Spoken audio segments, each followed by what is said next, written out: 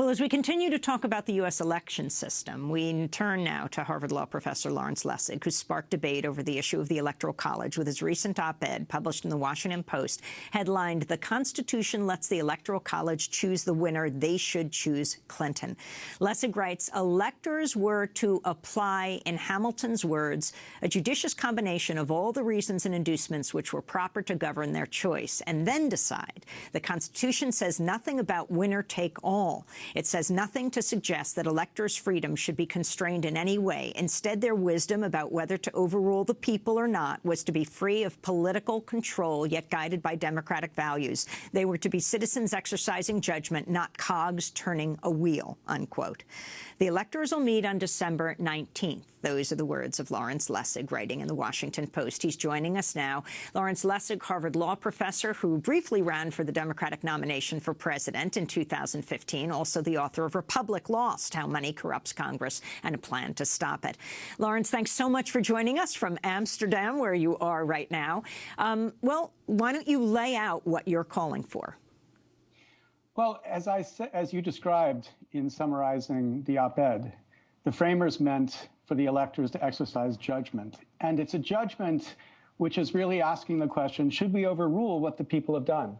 Now, there are some cases where I think they plainly should overrule what the people have done. For example, if the candidate is a crazy person, or if it turns out not to be qualified, or is a criminal, those would be good reasons to overrule what the people have done. But in this case, there's no reason for the electors to overrule the popular choice. The popular choice, by more than 2 million votes, is a completely qualified candidate for president, and the principle that should be a fundamental principle in our democracy, the principle of one person, one vote, says that the vote of every American should count equally, and if it does, Hillary Clinton should be the president of the United States. So explain the Electoral College. Explain how it works, what electors will be doing on December 19th, and what you feel they should do. Well, the Electoral College is a group of electors selected in the states who will meet in the states on December 19th and cast their ballots for who they believe should be president and who they believe should be vice president. And then those ballots get transmitted to Washington, and that they're opened in Washington in the Senate, and the results are read. Now, their decision that they exercise on December 19th is a decision of judgment. They were to be people who reflected on all the issues presented and have to make a decision. And that decision, I think, should be guided by the principles we should all take as uncontested. And that uncontested principle that I've advanced, the idea that votes should count equally, that everybody's vote should count equally in the United States, should have an overwhelming influence on their decision. And what they should do, in my view, is to say, state laws that tell me I have to vote for the winner, even though the quote, loser might have gotten 48% of the vote, shouldn't constrain me so that I have to go against this fundamental idea of equality. So I think that they should vote in a way that respects the actual winner in this election and make Hillary Clinton the next president. What does it mean for the electors not to vote the way their state did, but the way the nation did? What are the rules? Well, first of all, they don't have to vote the way the nation did necessarily.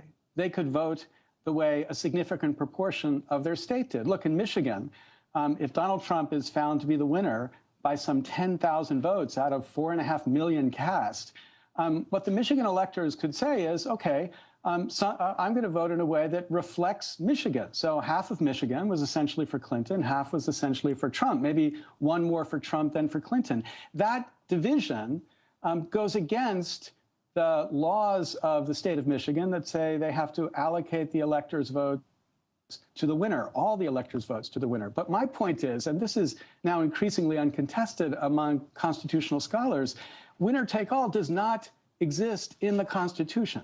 It's a restriction imposed on the electors by the states. And if you think that the electors are, as Hamilton described them, people who are supposed to exercise judgment, that restriction is the flaw which ought to be resisted. So they should vote reflecting the votes of the people in their state. And if they did, I think that would be enough to make it so that the winner in January will be Hillary Clinton.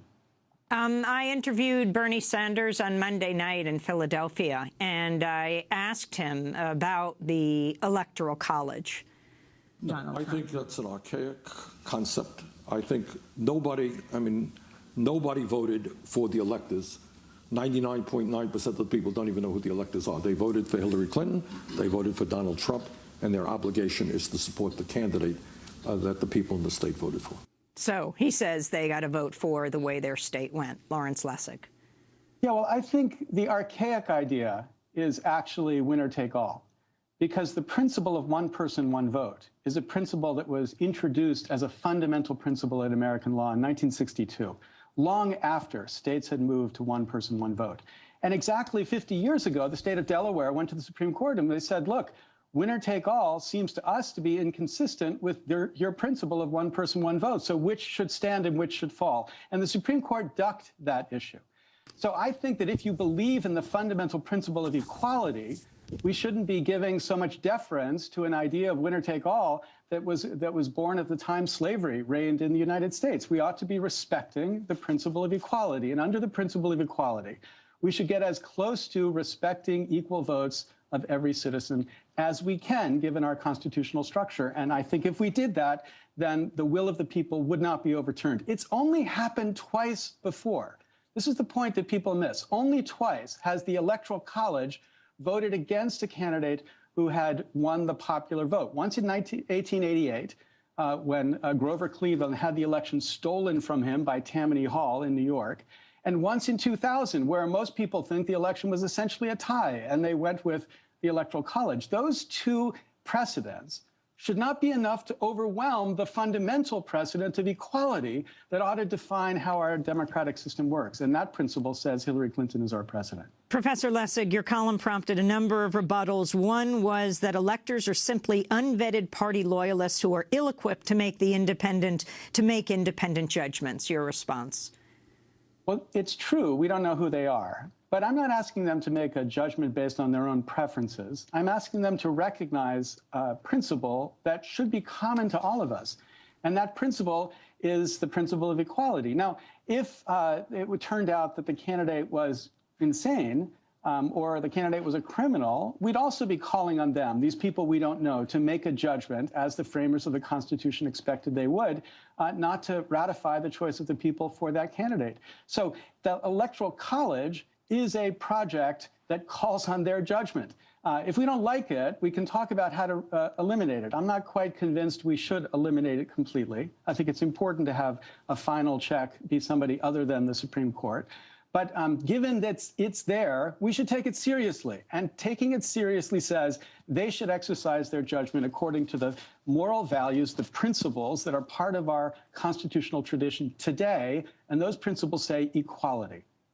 Donald Trump tweeted, albeit in 2012, the Electoral College is a disaster for a democracy. He's not saying the same thing today, but do you agree? Well, I think in a case that he was talking about, he expected that Barack Obama was going to lose the popular vote but win in the Electoral College. And he said it was a disaster for democracy if that would happen. And I agree with him. Absolutely, it's a disaster for democracy. But that's just one on a long list of things that Donald Trump has said that at one point I agreed with him, and then he changed his view, and now I don't agree with him anymore. But I think it's a lot of fun to repeat those, and I just blogged about a bunch of these where he was saying that we ought to have a revolution if the popular voice, the popular choice is not elected as president. Well, I'd rather just have 37 electors vote for Hillary Clinton than have a revolution. But either way, I think the popular choice in this case ought to be president of the United States. Lawrence Lessig, there's also the concern, since the election was held under the current electoral system, that to change it after the fact would be improper. Your response? I agree. It's improper, but I'm not changing anything, right? If the Constitution says they are supposed to exercise judgment, which is in fact what I think the right interpretation of their power is, then I'm just saying what are the values that ought to inform the judgment? The value of one person, one vote, the value of equality is a value that was given to us more than 50 years ago as a central part of our constitutional tradition. So under that principle, we ought to be applying the same standard today that I would have said we should have applied a year ago. We made a mistake in 2000 when we allowed that decision about who should be president, Bush v. Gore, to be decided by the Supreme Court, rather than raising this issue then. Because in that case, too, we should have said, look, this is the product of a radically unequal way of counting votes. The votes of people in California are a fraction of the weight of the votes of people in Wyoming or in other of these states. And so what we ought to be doing is looking at that inequality and saying, does it make sense?